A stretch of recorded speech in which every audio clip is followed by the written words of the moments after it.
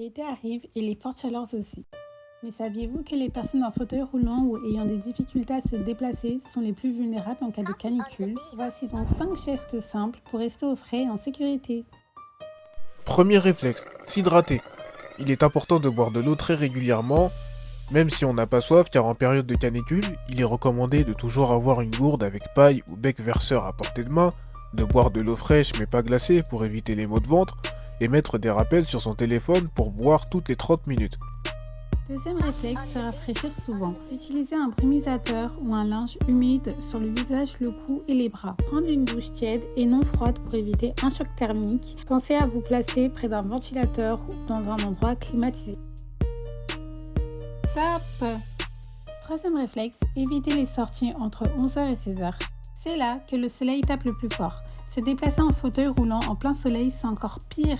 Le métal et le cuir du fauteuil peuvent devenir brûlants. Privilégiez donc sortir tôt le matin, en fin d'après-midi ou le soir et rester dans un endroit frais et aéré.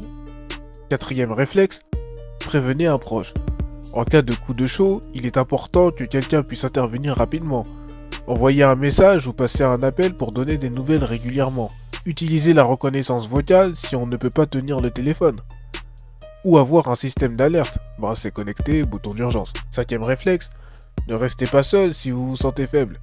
Si vous avez des vertiges, des nausées ou une grande fatigue. Comment reconnaître les signes d'un coup de chaleur? De fortes sueurs, puis un arrêt de transpiration, une peau rouge et chaude, des nausées, des vertiges, une grande fatigue, des difficultés à parler ou à bouger. Si tu ressens ces symptômes ou si tu vois quelqu'un dans cet état, il faut appeler les secours immédiatement. Composez le 15, le 18 ou le 112, allongez la personne à l'ombre et la rafraîchir en attendant les secours et ne donnez jamais d'alcool ou de caféine. Ça aggrave la déshydratation. Voilà, avec ces 5 gestes simples, vous pouvez passer un été en toute sécurité. Protégez-vous et pensez aussi à vos proches. N'hésitez pas à partager cette vidéo pour aider le plus grand nombre. Été sans danger, canicule sécurité. Retrouvez plus d'infos sur www.santé.gouv.fr.